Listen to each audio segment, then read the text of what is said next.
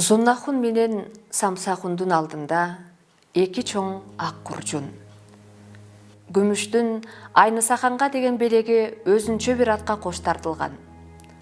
Кош тартылган аттын үстүнө Каныбекти мингизишти. «Кошуңуздар!» деп Зуннахун жөнөп калды.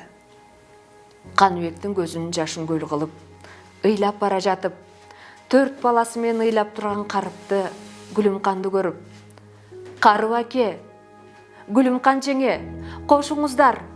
деп эчкирип жиберди.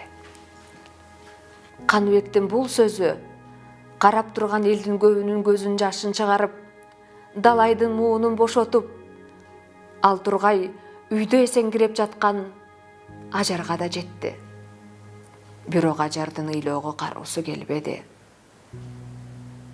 Тек быйыл жайлоого баргандагы баласына түшө калып какылдап турган чүрөктү көзүнө элестетип, «Балалуу өрдөк Айбаты!» деп сендиректе эшикти карап жөнөдү. Ажардын бүткөн бою көк ала, эки көзү шишиктен көрүнбөйт. Ал 3-4 жыгылып жатып, эшикке араң чыкты. Эрбейип, атка минип, эки көзүн алачыктан албай боздоп бара жаткан Каныбекти зорго көрүп: «Садаган Каныбек!» деп чыңырайып бетинен кулап кетти. «Айланайын энеке!»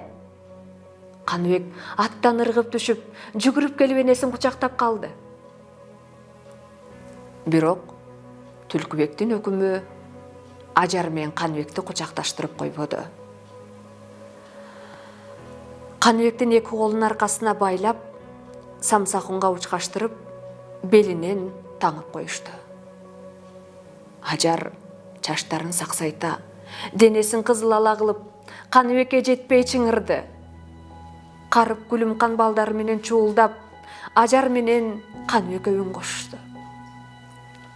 Кожоюндарынан чоочулаган муңдоолар, айлы менен малай болуп жүргөн чуртамандар Ажардын оозуна суу тамызгансышып, көздөрүнүн жашын жерге тамызышты. Окуу жана окуу деген бир жакшы долбоор башталыптыр. Мен бүгүн гана кабардар болдум. Китеп бул жан дүйнөнүн байлыгы.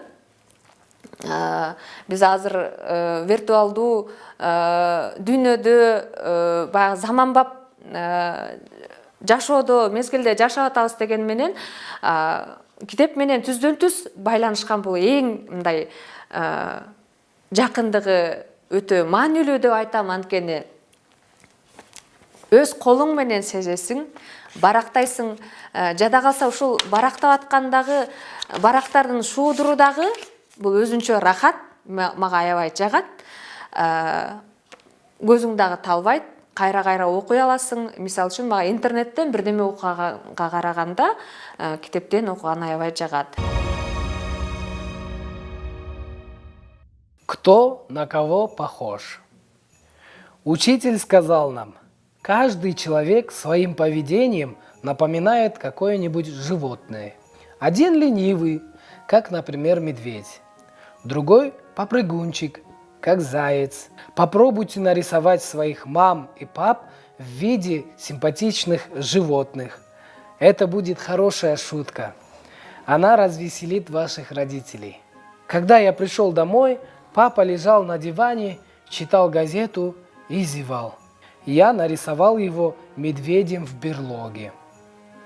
А тут мама возвратилась из магазина с тяжелыми сумками, и я нарисовал ее верблюдом с огромными тюками.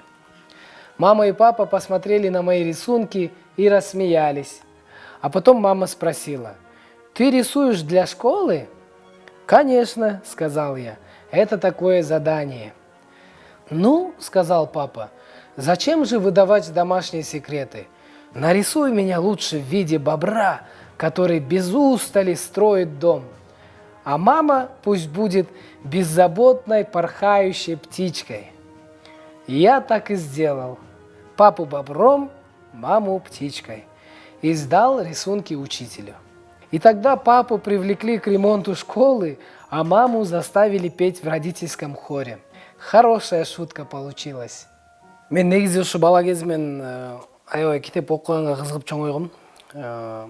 Апам деле айтып берет, көчөдө балдар ойноп атса сен үйдө отуруп алып китеп окучуң деп. Анан кийин кээ бир күндөрү күндөп түндөп окуп салчумун китептерди. Эми азыр кээ бир мындай шартка байланыштуу көп окубай калдым, бирок ошол учурда убакыт тапканга аракет кылам китеп окуп турганга. Мен ойлойм бул азыркы мындай өзүңөр айткандай могу санарип заманында, интернет заманында бизге адамзатка аябай китеп керек болуп турат. Себеп дегенде биздин жаш балдарыбыз, кичинекей балдарыбыз кичинекей кезинен баштап телефонду карап отурушат дагы. Бул мындай адамдын аң сезимин башка нукка буруп атат да. Китеп окуган адамдын аң сезими башкача болот. Сүйлөгөн сөзү, өзүнүн оюн жыйынтыктаганы, бунун баардыгы ошо китептин жардамы менен болот да. Ошондуктан мен азыркы биздин жаштарга айтар элем, өзүңүздөр да китеп окуңуздар, андан тышкары балдарыңыздарды дагы китеп окуганга үйрөтүңүздөр, көндүрүңүздөр. Үйдө көп китеп болсун, үйдө баягы китеп атайын текчелери болуп турганды жакшы деп ойлойм. Тартып койгон гүлүндөй чайчынынын, теңирейген тентегим чарчы мурун, үстүнө жаадырып суроолорун, үйдүн ичин сапырып салчу куюн, айдан түшкөн периште сыяктанып, аман жүрсөң болгону айтыныгым.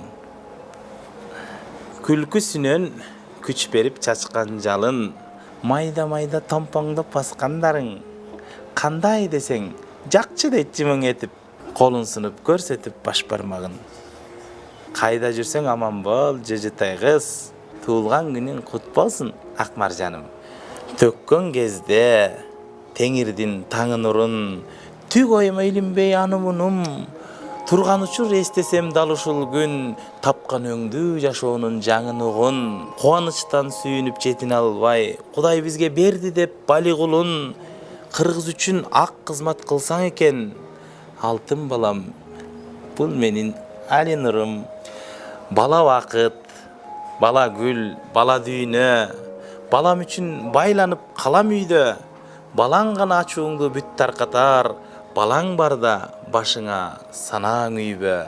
Ызы чууга түшсө дагы була алам, бузулбасын уул кызымдын уйкусу, дили таза периштедей ымыркай, келет чыгар аруу тилек туйгусу. Дүйнө, байлык, тиричилик, көрөкат, наристеге кызыгы жок баары бир, жугус башка миң кыламын далалат. Пендечилик, пастыгымды жаныкир, балдар мага үйрөтүшөт күлгөндү, кечиргенди, ишенгенди, сүйгөндү, теңир мага берген өңдүү атайын, ар күн сайын жаңылоого дүйнөмдү. Бала дүйнө барган сайын өкчөлүп, чоңойгондо көп нерсени көз көрүп, качан болсо адалдыктан адашпай, калсам деймин наристедей өзгөрүп.